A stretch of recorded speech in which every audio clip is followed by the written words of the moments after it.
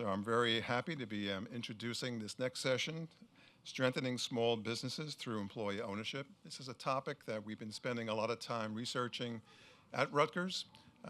Actually, we just published a report that identified approximately 140,000 firms could be candidates for an ESOP. They're hiring 33 million employees. And approximately 1.1 million firms are possible candidates for a worker cooperative, hiring 22 million employees. So there's a pretty big gap, right? We all know that we're under 7,000 ESOPs, under 1,000 worker cooperatives. So there's a tremendous opportunity. And then, of course, we're familiar with the silver tsunami and the need to make some quick decisions. Certainly, I think building awareness is a very important next step, providing financial assistance. But I've been researching this for quite some time, and I think one of the greatest opportunities is to help prepare these businesses to continue to grow, to be eligible for an effective buyout. So what does that mean? I think it means providing assistance that many more sophisticated firms have available, assistance in developing a succession management program. How do you identify and develop that next leadership team? Designing and implementing effective financial, operational, HR, governance management type programs. These are the things that I think could help many of these businesses get to the point where an effective buyout strategy could be implemented. And we've been partnering, luckily, with here in New Jersey, with the New Jersey Economic Development Authority, trying to address all of those issues. The governor's office has provided financial support for us to continue building awareness. We're in the process of expanding our educational programs designed for business owners, employees, as well as business advisors. And then NJEDA is in the process of implementing a program where they will be providing some financial assistance for business owners that are looking now to implement an employee ownership strategy, helping to finance feasibility studies and related expenses. So hopefully we'll get an opportunity to move this needle, and I'm very happy to also introduce our distinguished panel on this important topic. We have Kevin Clegg, CEO of Clegg Auto. We have Rachel Hottenberger, CEO and Director of the Parman Holding Companies. Sean Tamber Matthew, shareholder at SCS ESOP Strategies. Our moderator is going to be Ann Claire Broughton, founder and board vice chair of North Carolina Employee Ownership Center. And we'll have some closing remarks from Lauren Rogers, the executive director at NCO. So Ann Claire, it's all yours. All right, thanks so much. Hopefully we don't have too much of the post-lunch lull. We'll try to keep you awake. So I do represent the North Carolina Employee Ownership Center. We also have Iowa here. You heard from Leslie earlier, as well as Washington State and Steve Storkin from the Employee Ownership Expansion Network. So our mission is to spread the word about employee ownership as a win-win-win for business owners, workers, and communities. We see a ton of small businesses at the center, so very excited to be part of this discussion. I wanted to just set the stage by defining what we mean by a small business. The SBA defines small business as any business smaller than 500 workers, but I think we see a lot that are considerably smaller than that. But small businesses are the lifeblood of our country. 99% of businesses in the U.S. are small businesses. There are 35 million small businesses in the U.S. They employ 46% of workers, which is about 59 million people. They make up 43% of our GDP.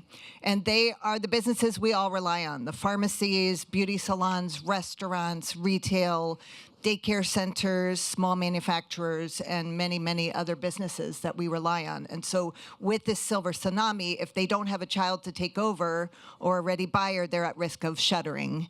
And that will be a huge loss, because locally rooted businesses circulate 70 cents on the dollar in the community as opposed to 30 cents if they're owned elsewhere.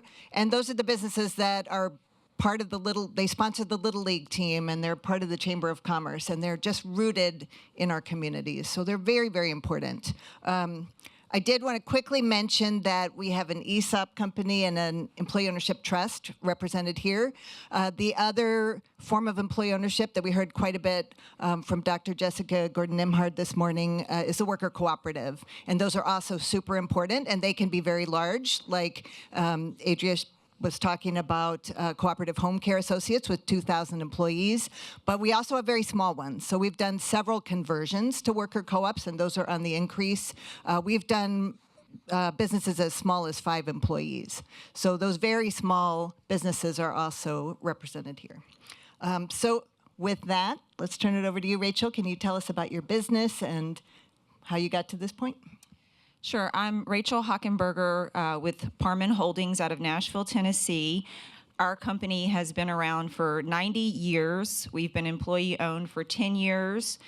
How we ended up an ESOP is we had 2 owners who were pretty much absent on the day-to-day, and they were aging out. They had children in the business. However, those children were smart enough to know better and stayed out of it. So they needed to do something with their business, and they did look at all avenues, private equity, selling to other private owners, and they kept coming back to the fact that the employees were the ones who had made the business as successful as it was, and they took a haircut on selling the business to the employees 10 years ago, and that's how we became an ESOP today. So our business is our heritage business distribute petroleum products, about 50 million gallons a year. We do about 300 million in revenue. We diversified 6 years ago out of necessity into construction and agricultural equipment. Then it was like blood in the water. So we kept, going after small diversifications to strengthen our portfolio of companies. And did you say how many employees you have? We have 200 employee owners. Fabulous. And Kevin, how about you? So my journey started, I guess, with starting up an auto repair shop with my brother in between undergrad and grad school. And when I went to grad school, I studied organizational behavior, org design, and went off into the big corporate world and spent time with Honeywell, Jacuzzi, Pulte Homes, USAA, some big companies, learned a whole lot of good stuff. My brother said, will you come back and join me now that you've learned how businesses really operate? And I'm like, I don't know that I'm bringing a whole lot back from there that we want to use, but there is some. If I do come back and join you, you have to promise that we sell to employees. And he's like, what do you mean? I'm like, I don't know, other than I've watched way too many transactions take place, and it seems like the forgotten people are our customers and employees, and it just doesn't seem right. So if we agree to build this thing up and grow it, then we'll sell to employees. And then in the COVID year, for some reason, something clicked that said, what if employee ownership was an operating model and not an exit strategy? Like, what if we just started to operate inside of this? Because right now, we're already doing great things for employees. We have some form of profit sharing. But as soon as it transitions to employee-owned, then we're engaging everybody in a different way. We're engaging everyone in not just sharing of profits, but in sharing of leadership responsibilities, and the things that could happen and could change from doing that could be significant.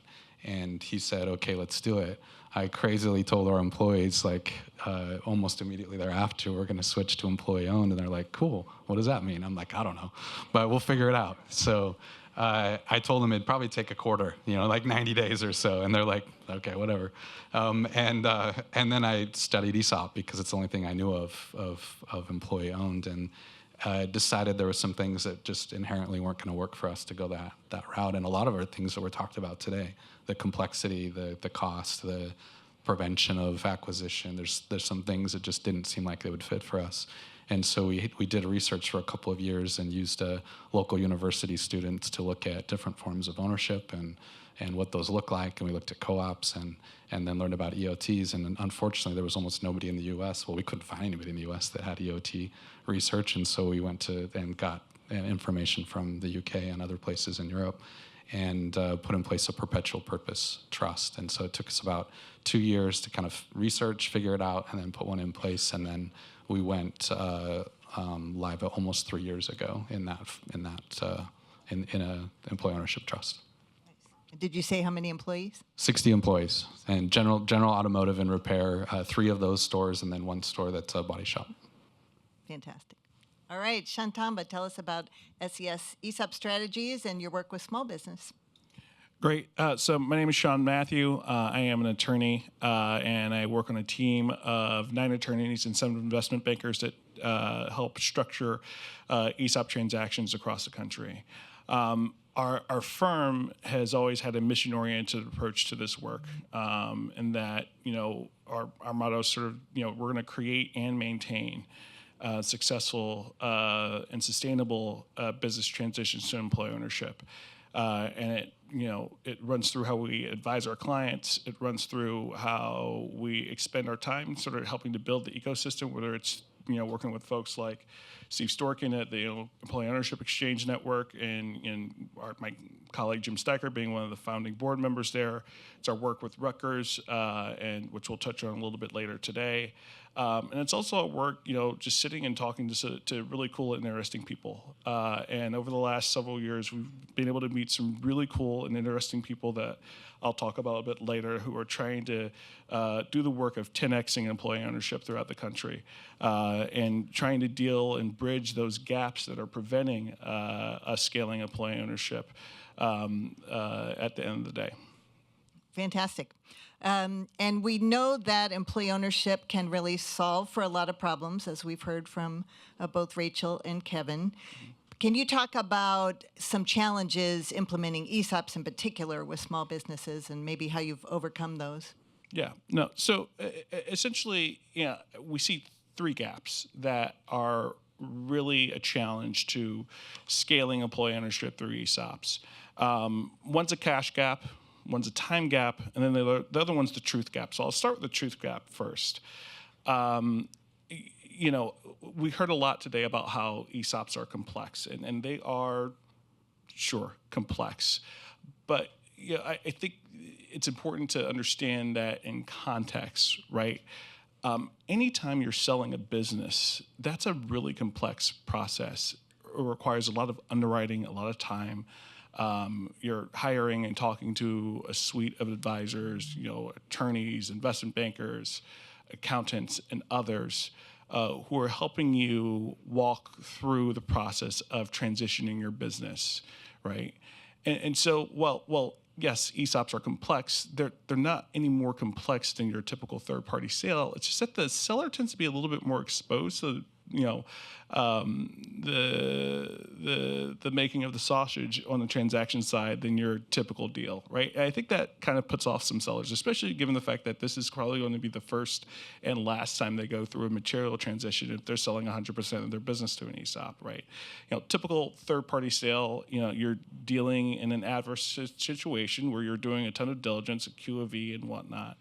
But you're also having to go through the process. You're not having to go through the process of finding the banker that's going to help finance your transaction, right? You're relying on the buyer to do that, and relying on the buyer to bring the capital to bear in the transaction. And I think, some advisors in the ESOP space, there are a lot of nerds, myself included here. We don't have great pickup lines, and we kind of lead with, "Hey, ESOPs are really complex. You need to hire us," and it's like, guys, that's not the thing to do. The way that we like to frame it for our clients is that, look, this is going to be no more complex than your typical third-party sale transaction. Actually, at the end of the day, it's going to be a little bit easier. Certainly not as adversarial, right? Because you're working with a trustee that you're going to hire that's going to negotiate on behalf of the ESOP participants. And I think this is where, depending on who you talk to, right, what is ESOPable, as in like what companies can actually be ESOPed, changes from provider to provider based on what their minimum fee requirement is. And now, we're a pretty eclectic bunch of folks. If you've met, our founder, Jim Steicher, if you've met our president and CEO, Ed Reniger, great guys with lots of thoughts and opinions about how to maintain and make sure that employee ownership throughout this country is scaled and is done so in the right way. And we take that approach to how we advise folks and say, hey, look, you can do an ESOP transaction with a company that has 20 to 25 employees, has $1 million of EBITDA, right? And that's probably like a soft floor, right? You can have a conversation there. There are a lot of folks who won't touch that side of the deal because that's not how their firms are structured, and we get that. But from a mission perspective, we're going to work with every ESOPable company that's out there. Now, most of our clients aren't at that size. We wouldn't be as big and as profitable as we are as a firm if we were just working with those companies at that level. But we're willing to work with companies at that level because we believe that, the ESOP structure is, tax advantage in a way to create a perpetual capital structure that can really be used to leverage into the wealth of employees in an incredibly unique way. And so, the truth aspect of it, the getting some clarity as to what's ESOPable, what's the art of the possible, and helping folks understand that, I think is a huge issue in the space. And I think Bill, the folks at Rutgers, the folks at Project Equity and CEO, ESOP Association, and other organizations who are trying to do the work of building that awareness and trying to dispel some of those concerns around the complexity piece. But and so look, we're quite successful. We've did 26 ESOP-related transactions last year. Of those transactions, about 20 of those were either second-stage ESOP deals or new ESOP formations. And so we have a lot of owner-operators who are willing to take that 7 to 12-year seller note and say, hey, we'll wait. We like the returns on the notes. We love the fact that I get to run my company basically like tax-free for however many years. I get paid off, and I get to keep the business in my community. I get to keep the culture that's helped the businesses be successful. But for a lot of other business owners who are simply putting their business out to market and hiring a business broker, an investment banker, when they hear about the fact that they're only going to get anywhere from maybe 25 to maybe 45% at the very high end of their purchase price in cash, they're like, hey, I don't want to wait around 7, 12 years to get fully paid for the company that I'm selling.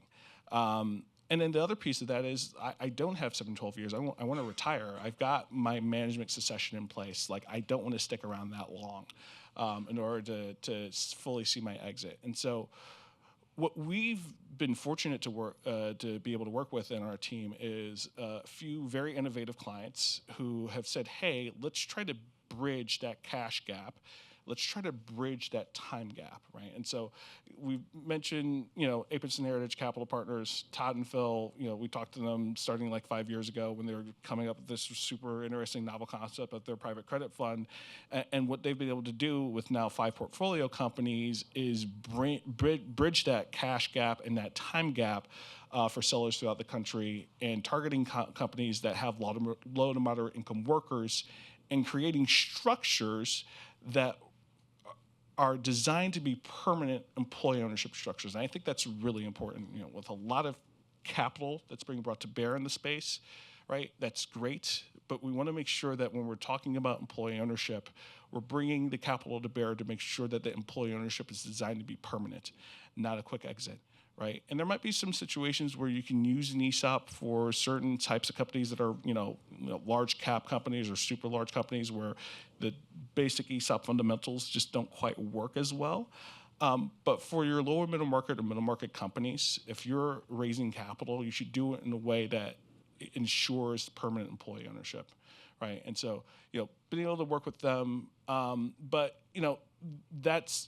they are, inspiring others to raise funds and whatnot. But we also see folks like Southeast Acquisition Capital, Mike Morrissey and Mike Brady, who are out here, saying, hey, why not take the search fund approach that we see all over the place, where the economics to the searchers in the context of a typical search fund approach where you go out, you're a fundless sponsor, you go out, acquire a business, and then bring capital to help facilitate that acquisition either through debt or some equity. Well, why not let the ESOP be the equity holder and be designed to be the permanent equity holder in that situation? And let us bring the sophistication to the business to help transition it away from its founder, away from its owner-operator, to help scale it over time so that, as it starts to deliver, it can also think about things like acquisitions, do things like that Rachel does with her company in terms of scaling and growing and whatnot, and provide real value to the employee owners of lower middle market and middle market companies, right? And so we see, when we see those gaps, there are now opportunities, folks who are being innovators there who are looking to do the work of trying to bridge those gaps that can really 10x employee ownership at the end of the day. Fantastic. And you kind of led into the next question. I'd love to hear from Rachel and Kevin some of the ways that employee ownership has really strengthened your business, your community. Are there any sort of small business problems it's helped you to solve? Go ahead, Rachel. Thank you. So just going with the community part, one of the big things about not selling to private equity, which private equity is not bad, but in our case, allowing those employees to stay within the community and strengthen that community, not removing the business and bringing it to another part of Tennessee or somewhere else in the country. That was very vital. We have a lot of blue-collar workers. Most of our workforce is made up of drivers, mechanics, or technicians. So those folks being in the area, and then our company does a lot of philanthropic activities. If you visit any of our web pages, you'll see the Parman P is our logo, and we put that on anything. A child, socks, headbands. During COVID, we had the masks with a P on it. My children, we mark everything with the Parman P, so someone will ask about it, and then we can explain that we're employee-owned, and this is the things that we do. We also go into some of the local trade schools and try to recruit from that level and explain what their possibilities are once they become an employee owner into their future. And so that's just part of what we do as far as community is concerned. The small C-suite team we have, we spend a lot of time at our locations and in those communities as well. We are in the Southeast and in Minnesota. There's a story there that is too long to share in this setting. So that's how we kind of impact the community in a short answer. And then as far as being employee owned, it is not easy and it is confusing, and it'll be great once we can get the shortened version of that down pat. However, what we've seen is a lot of employees after year 5, and I know that was said yesterday and we firmly agree with that, they really begin to act like owners of the organization. And you see, when a truck driver who's been driving a truck for 40 years suddenly comes in and lets you know that something is broken, you got something good going. Because what's been happening is it's broken and they don't care about it because it's not impacting them. Now they realize it is impacting me. Whenever we have a workers' comp claim or some other tragedy, it's going to impact me and you, that kind of thing. So it has been a behavioral change over the past 5 years. And then as they see that share balance start to creep up, they act more like an owner. And even through acquisitions, they want to see the growth. Not that it's going to be a distraction from what we're doing, but they understand that the more that we grow, there's going to be more opportunity and then more dollars going into their ultimate retirement account for wealth generation. So That's great. And I'm going to give you a chance, Kevin. But first, is your turnover reduced? Is your retention increased? So our retention has increased. If we could track it if we did track it, I'm sure we could. If we were to track it based on everyone up to 5 years and then everyone else, it would send 2 different messages. But for a company of predominantly blue-collar workers, our turnover rate is about 6%, which is kind of unheard of. With drivers, I don't know how many of you have a workforce full of drivers. The majority of our workforce is drivers. Those guys get out at the terminals, which is where you get your fuel from, and they all talk about how much money they make. You just can't stop it. And that's terrible. Because for 10 cents, normally they'll go somewhere else really quickly. And so you battle that. I mean, we had pizza on Friday. Well, I'm going to leave and go where you are because we didn't have pizza on Friday. So it is extremely competitive, but 6% is a pretty good turnover rate for what we do. Fantastic. All right, over to you, Kevin. So we transitioned to employee ownership, and right off the bat, I realized that people were looking at me saying, so what? Like, we're an owner now. You've told us things are going to happen, but what does it even mean to be an owner? And I didn't sign up to be an owner. I just want to fix a car. And I'm like, interesting.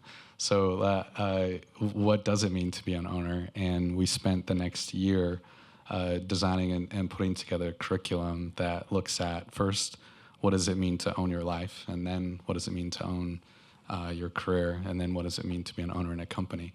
And we decided that this had to be done at a level of, like, let's take like 7th grade reading level and blue collar mechanic. And that doesn't want to engage, that just wants to fix a car, right? So in designing that, what we landed on is that when you talk about what matters most to somebody, anybody can have that conversation. And so we engage everybody in a dialogue and discussion facilitated that gets them thinking about the things that matter most to them in their lives. And at the point that you've identified some of those things, that you then make a conscious choice to put more energy towards those things. And if you choose to do that and you do it, you are owning your life. And that's the starting point of being an owner. And if you can't start with that, you're probably not going to get much further. And we tried the most grumpy, ornery mechanics in the company in a pilot project and took them through the training. And when we finished, they said, I've never done anything like that in my life. I don't know that I want to share any of my answers with anybody, even my spouse. But that was worthwhile, and everybody in the company should do it. And so we figured we were onto something there. And then we took that to then owning your career. And most people are waiting for their manager to tell them how to own their career, as opposed to really owning it themselves. And so the connection point that we made there was, if your career is not helping you on the things that matter most in your life that you've chosen to own, then you should do something about it. Whether that means doing something to love what you do now or leave and do something else. And that was really impactful for everybody. Even more impactful because now they could kind of relate their job to this ownership thing. And then the last step is, if you're still here, then it's time to be an owner in the company. That's shared. And at that point, we all commit together to our values, to generating cash, and to satisfying the customer and improving in our skills that we bring to the table. Those are the only 4 things that matter as a shared owner in a company. And so we do workshops to understand how we impact cash, how we impact customer, how we improve on our skills, and how we live our values, and how we hold each other accountable to that. In launching that, I can definitively tell you that I have a company that's full of people who care. And when you ignite the care factor, suddenly work's not work. Suddenly it's something I look forward to. And then when you come home from work, suddenly you have energy to give to your community and to your family. And that changes massive amounts of lives. And that's the beauty and the power of employee ownership. That's fantastic. Thank you so much. Yeah. I think that's what drew many of us to employee ownership, is stories like that. So we are seeing a lot more small businesses form holding companies for various reasons. And so I'd love, Rachel, for you to talk about why Parman went that direction and what advantages it gives you. So we did not start out of the gate as a holding company platform.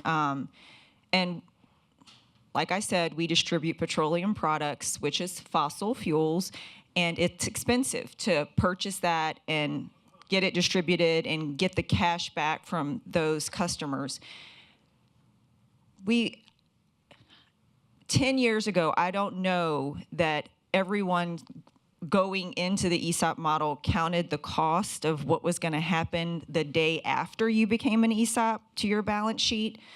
But we found out the day after we became an ESOP what was going to happen when we suddenly had a bunch of negative equity.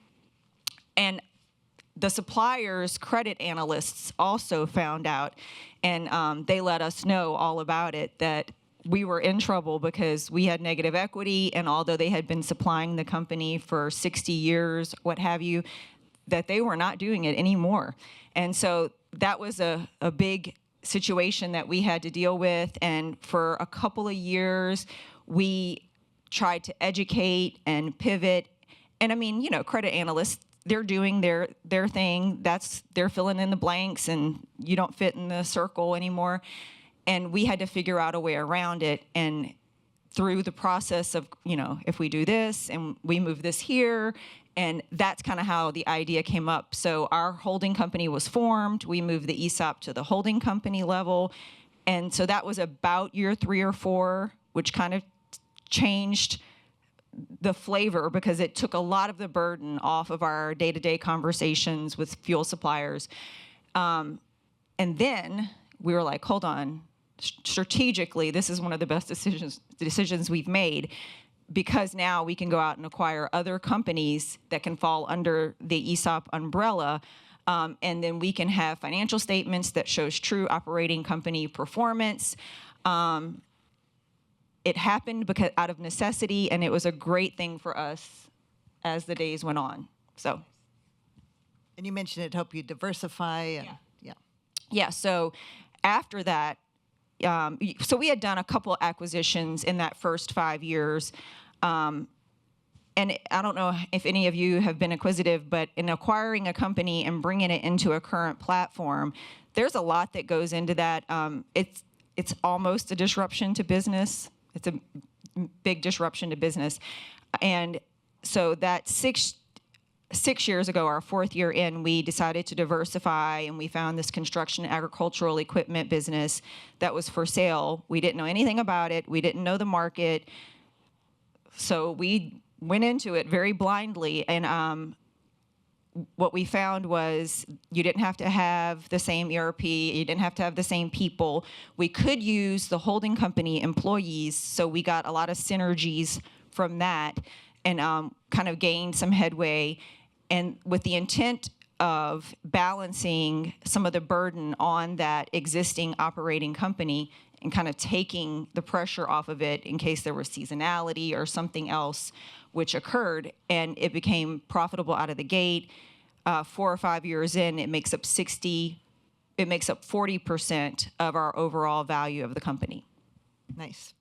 And Kevin, you're also a holding company. Can you talk about how that works and what's your vision for it? So where we're going now that we've understood kind of how to ignite that care factor and employee ownership spirit inside of what we're doing, and it's working to great results. How do we make that accessible and scalable? Truly to small business, which I will go way less than the 500-person company. I'm talking like 10-person company, like the majority of small businesses in America. And because a lot of these models and frameworks aren't going to work. But what we're putting in place is a revision to our trust to where it's going to be available for other people to join our trust and share in our purposes. And in doing that, they don't have to experience all the costs. And then we'll maintain separate holding companies that are C corporations that will have independent financial boards and independence, so that the different and no one holding company can take out another holding company. But you create a network of all these holding companies. And these holding companies are sector-specific, industry-specific. So the power of roll-ups, which PEs are doing it because there's power in roll-ups, but instead of selling it at the end, these are all held in perpetuity. And so you have the autonomy of businesses that get to operate independently as long as they live by the purposes only. So you're taking the power of purpose trust, you're taking the power of holding companies and shared services, and then you're leaving the independence for people to operate per those purposes only. So you're getting the best of a whole lot of different things and putting it all together. Now we can go to a small business owner and say, when we have a holding company in place for a specific service sector, like we're in automotive today and we know that market really well, so we're going to start growing in that market. But we'll go get an electric hold company put in place with a professional that knows that. They will start to acquire small businesses, those owners that want to keep their employees employed. They want to keep their services in their community. And now there's a transition path. Even if they don't have a successor, that person who knows the industry knows how to hire somebody. They know how to support that new leader who doesn't know the industry and how to operate in that industry. And now suddenly this idea of employee ownership is accessible to literally any small business, with it being affordable and succession planning built in place inside of it, and the power of a network that's constantly collaborating and connecting together. So that's the vision of where we're going, and we're getting ready to launch that here, hopefully in this next year. So That's great. I love that another way for businesses to become employee-owned. So, Sean, you are on the board of Empowered Ventures, which is another ESOP holding company. What do you see as the potential for this model?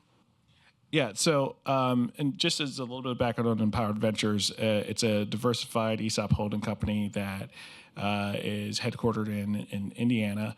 It's got a fabric distributor, a sort of a parts manufacturer, a children's furniture company for schools now, and a plumbing company. And I'm missing one. Oh, an RV parts manufacturer, all wrapped into one holding company. And the idea there is to, diversify the holdings of the legacy operating company that had formed the ESOP, and to grow employee ownership, right? And especially in industries where there isn't necessarily a path to inorganic growth through acquisition or organic growth that can really, make use of the returns that you're generating as an operating company. That model helps sustain and scale employee ownership and bring it to other individuals who, quite frankly, would not receive it because the owners were going through, again, a typical third-party sale process. And one of the things that we see, I know it was mentioned earlier, that if you're in an auction process or something along those lines, that you're going to be the top bidder, wins out. That's not our experience there. And I think that one of the interesting things is that the storytelling around employee ownership is super important and really resonates with business owners. Most of these business owners, again, they haven't heard about the ESOP concept. They're looking to retire. They're looking to exit their business. And when they hear about the story of employee ownership from a Chris Fredericks or from Rachel or from Kevin, they're like, hey, no, this really resonates, and I want to sell my company to these folks so that my employees can now own the company at the end of the day. And for these business owners, it takes off the burden of the ESOP administration that these companies would have to take aboard. From a regulatory perspective and understanding that, they're not engaging in a transaction directly with the ESOP most times, although there are some circumstances where if they want to take advantage of the tax benefits there, they can do that. And it makes it much more traditional third-party sale. So again, you're not seeing all the sausage made with the bank lenders and everything like that, like you would in a standalone ESOP concept. I think it's a great way to help scale employee ownership. And I think, for those who are allocating capital, investing in Empowered Ventures, investing in other holding companies that are looking for capital who can't simply rely on their lines of credit or other bank financing to facilitate opportunities that come their way. I think it's a great way to scale employee ownership, and I think it's a place for some innovation. You think about your small businesses in a community that might be focused on certain anchor institutions. Having a place-based ESOP holding company model might be a great initiative for a community foundation or someone else to sort of take aboard and establish to help facilitate employee ownership transitions, where you have a large enough sort of platform company that could take aboard the ESOP structure in a more traditional sense, but adding on smaller businesses that might not quite be ESOPable or might be ESOPable, but there's not the appetite there from the seller to really take aboard the administration aspects of it or the time gap issues that they might face at the end of the day. That's great. I'm so excited about this model. Well, speaking of innovation, you're doing some other cool projects, Sean. You've been involved with Rutgers initiatives to reach out to Black-owned businesses around employee ownership. Can you talk about that work and what you're learning so far? Yeah, so for the past several years, I've had the joy of working with Bill Castellano and Adria Sharf at Rutgers on a Kellogg Foundation funded project that focused on both, sort of Black business owners initially, but has expanded to work on diverse or underserved business owners, so women business owners, other business owners of color, and whatnot. The first step in that was to create an online sort of curriculum of, saying, hey, here's employee ownership, here's what it means, here's what the financing looks like, here's what the process looks like, and to create a resource of that online for business owners and kind of roll that out, I think now a couple of years ago. Now what we're doing is doing some additional work now to engage advisors who are working with minority business owners, who are working with women business owners, to really bring them aboard, either educate them or provide them with resources that will help their clients better understand the employee ownership transition options. And we're also dealing with issues with, certain certified minority businesses and whatnot in a partnership with the NCEO, which I'll let Lauren speak about a little bit later, that we're very excited about to deal with some of the valuation gap issues that minority business owners face, especially when they're looking to trade their business, go and retire, yet they're relying on their certification as a minority-owned business to generate revenue. There's a nice path forward for that now that we're working on with NCEO. So, very exciting stuff. Nice. I'm looking forward to hearing about that. Well, Kevin and Rachel, are there any things that you would like for those of us working in employee ownership or funders or policymakers to know about how to best support small businesses in converting to employee ownership?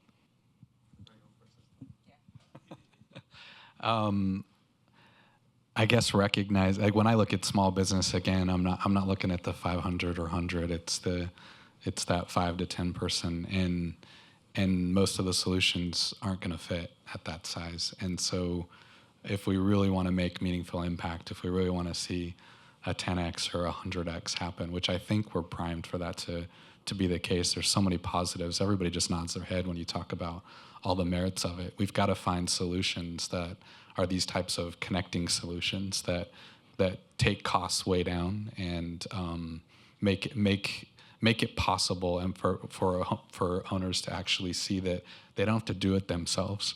Like, if any of you've started a business and you put all those hats on and you feel what it feels like to suddenly be responsible for employees, and you have to figure out accounting, and you have to figure out hiring people, and you have to figure out marketing your business, and all these things, add ownership onto that, employee ownership, it's just too much.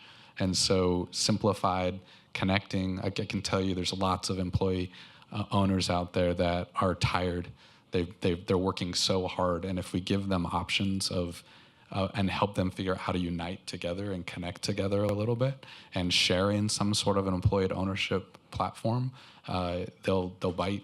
And so we got to start thinking about some newer options and not the traditional ones that are on the table. So in 2023, our company won Company of the Year in the Southeast chapter through the ESOP Association. And I am naturally an introvert and was not informed that I was going to have to say anything when I thought it was just like, get the trophy, get back on the airplane, go home.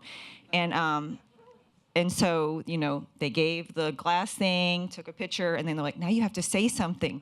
And I was not prepared, so I said, running an ESOP is not for the faint of heart. And that was the end of it. But nobody laughed. And so since then, I have tried to add a little color to that, because running an ESOP is not for the faint of heart. It requires a unique group of people, the C-suite, the management team, the advisors. It really requires people who are kind of selfless to be in that position. And we became an ESOP because the owners needed a succession plan.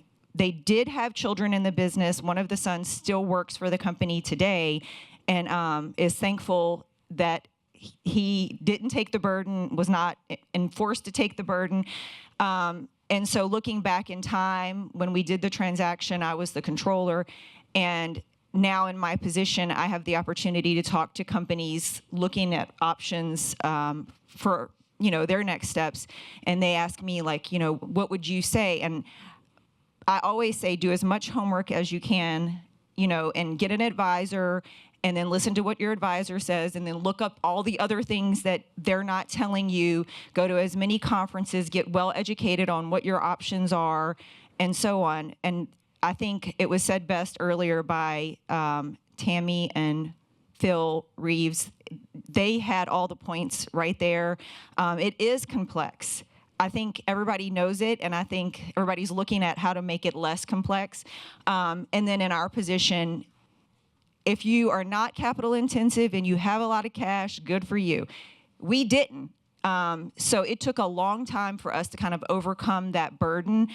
And now growing the company, we're always looking. Somebody asked, like, how do you finance your acquisitions?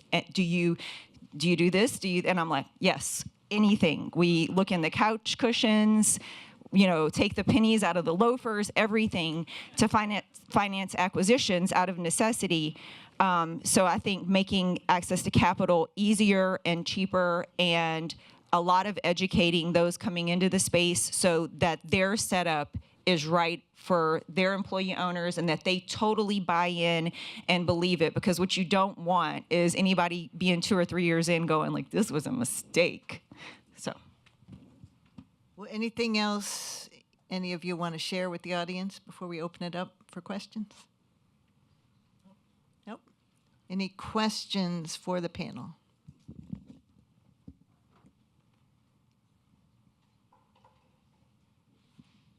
I know we're all in the after lunch sleepy phase. Anybody here work with pretty small businesses?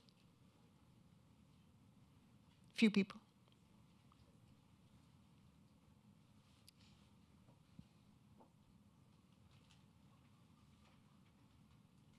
Any questions for these panelists? I guess the other thing we could talk about is the employee ownership trust. We had a meeting at lunchtime about, we'll get to your question, one second, about how to streamline the trust experience for business owners and make it, like you guys are saying, simpler and easier and more manageable. So more to come there. Go ahead. That was actually going to be my question. Like, if you can share how the experience was, of setting up the trust. I don't know if you can walk us a little bit about how it happened. And you mentioned you went to get some resources outside of the U.S. But I think hearing about the experience in a little bit of granularity would be great. Yeah. Thank you. So it was actually difficult. Like, we knew we wanted to do a trust, but finding somebody to help us, it didn't seem like there was a lot of options. And as we considered the options initially, the idea of a perpetual purpose trust wasn't on the table, and it seemed just things weren't going as smoothly as we would like to have been going. When we connected in with Common Trust, who had experience in putting in a perpetual trusts, that was like light bulb going on as far as like, oh wow, like this idea that there's purposes that can be preserved, the idea that there's a stewardship committee that's their sole responsibility, the idea that there's a trust enforcer that can protect to ensure that the stewardship committee, if they go sideways, that they can make them toe the line. It really felt like, which is what we wanted in selling, was to really preserve that these are great mechanic shops for these communities and for the people that work here for forever, and we can protect that inside of the trust. So that was super appealing. The process was literally one of going through somewhat of a template and saying, here's some common things, but you need to really think about what are your purposes. And we can't tell you what those are. Those are what matter most to you. And then it was an iterative process of just going back and forth on, well, we think this matters, and then get really challenged on, well, is that going to last 100 years? Are you sure you want to be that specific? Maybe you want to provide some flexibility if things were to change. So it was a back and forth process as we defined our purposes and then put in place the various mechanisms for the Trust Stewardship Committee to operate, successors of it, how you elect a trust enforcer, how change would occur if there's grievances from employees, like just kind of going through those steps and putting it in place. And then the last step was getting the 4 ownership teams, because it was 4 separate businesses with 4 separate ownership groups, to all agree to buy out. So that was way harder than putting the trust in place. So, and then getting that all written up and done. It took us about 9 months from start to finish from when we started working on the trust. And we had the trust largely in place within about 3 months. And then it took 6 months for the attorneys to figure out how to write up agreements for buy-sells. So.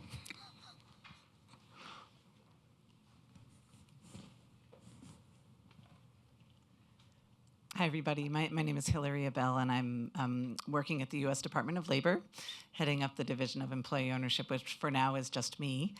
But our primary mandate under the Work Act, one is to make grants if we have grant funding, which we don't right now. Congress has to appropriate that. But the other is to create a clearinghouse of resources on employee ownership and employee participation. And it encompasses all forms of employee ownership. And from my experience in the field, I'm of the belief that information itself is essential and can be done better or worse or made more or less accessible or helpful. But of course, there's lots of other things that go into it. So it's not just about the information. But I do have an opportunity for what we'll be launching a clearinghouse at the U.S. Department of Labor with this purpose. So I'm just curious for you all on the panel, and this stands for anyone in the room.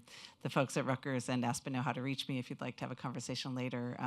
What types of resources, what types of information, what questions do you think would be most important to ask on a federal government, DOL-hosted clearinghouse about employee ownership and employee participation to help companies like yours and others helping to move this agenda? Anyone want to tackle that? I mean, I can a few things. It really felt lonely as we started talking about, well, how do you train people on how to be an owner? And there's nothing there. How do you help teams be self-managed? Because it's not just about dollars. If we just do the dollars, then we're not going to really change lives.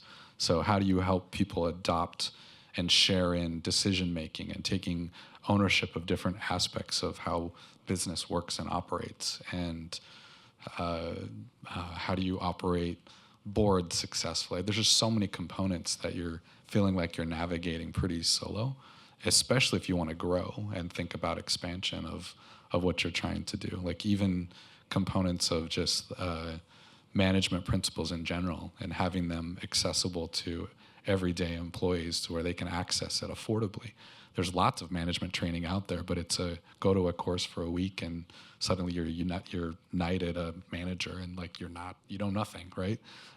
And you want everybody to learn management and leadership principles. So how do you get curriculum designed and accessible and affordable for every employee to access on an ongoing basis as opposed to going to a one-time class? Those are some of the things that it'd be amazing if there was good network support systems, resources, whether it's from the government or from anywhere, from industry, from shared ownership groups, whatever, any of those would be amazing. Yeah, I think what we've seen is, that there's a real impact to the storytelling of it and helping, business owners connect with other business owners through their stories as to why they transitioned their business. And, for those business owners who have gone through the ESOP process and have delevered and now their companies are 100% ESOP owned and there's no transaction debt, talking about the real impact on the employee owners at the end of the day, I think is very important. And so making sure that those stories are elevated, coupled with, some guidance as to kind of the technical needs, right? I think is really important. Again, leading with the complexity is not the best thing. It's not a great pickup line. Like leading with the actual impact that an ESOP can generate for a business, I think is should be the goal of an initiative like that. And putting that storytelling out there, I think is critical because I think it helps clear the air a little bit at the end of the day.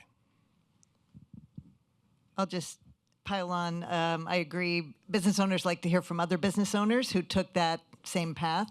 And so the state employee ownership centers have videos of businesses in our state that you'd be welcome to use. What about you? We'll send you a video. No, and this is our 10th year of employee ownership, and we did do a video having long tenured truck drivers and folks like that. And a lot of the truck drivers before coming here, I did pulled some of those guys and looked to see how much are they contributing to 401k? What does their ESOP balance look like? And it's real dollars. We pay a very competitive wage for whatever geographical area those drivers are in. And a lot of them don't contribute anything to their 401k because they're using the dollars that they bring home. So then when you look at that ESOP account and you see, $225,000 after 9 years of vesting, that's real dollars that they'll be able to grow for the next 10 to 12 years before they retire. That will help them to be less reliable on Social Security because we're not real sure, and potentially that dollar value will grow greatly in those 10 to 12 years. So that's what we're talking about. At the end of the day, we're in it to create that wealth generation tool for those individuals today, and then hopefully that'll go into their family's future.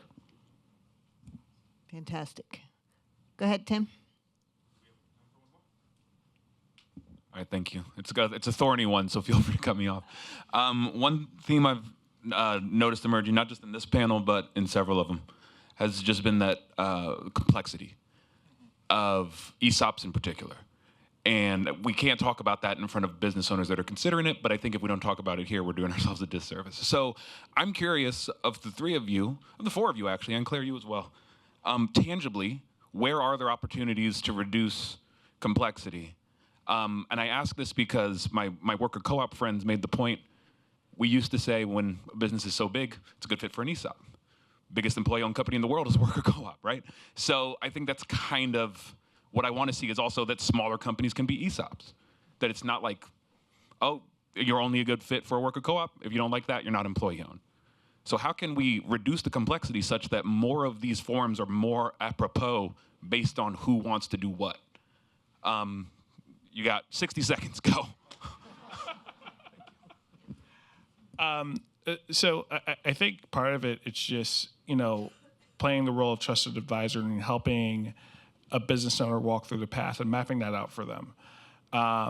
It's something that our team sort of talks about a lot, and we're unique, right? I mean, we have a Stevens & Lee, it's our law firm, 200 plus attorneys, working on all aspects of a business's needs. And then we also have an investment bank. And so we're with the client from beginning to end and then after the fact. And I think part of the issue is that, the ESOP is a very unique corporate finance tool. And having an advisor set that appreciates the power of that and what you need to navigate regulatorily to leverage it, and then also help your controllers, your CFOs understand how best to manage the administrative burden of that is really important. And so there's probably more work to be done in the advisor set of really walking our clients through the life cycle, much more than just having an NCEO or ESOP Association presentation, although those are great. It's really spending the time to map out kind of what does the calendar look like, and being that outside resource. I think also when you have, thinking of some of the innovations in the space, when you think of the folks at Southeast Acquisition Capital who appreciate that complexity and who are looking to go to market and to make it for the business owners a much more traditional ESOP exit, but staying on and being strategic advisors to those companies post-closing as it relates to the ESOP issues, as it relates to the dual mandate that an ESOP-owned company's board of directors has to be sustainable, to pay out repurchase obligation to their employees, but also to grow. Having the sort of advisor set grow and expand and innovation like that, I think is going to be a really important piece to the puzzle for the long term to scale and really grow employee ownership.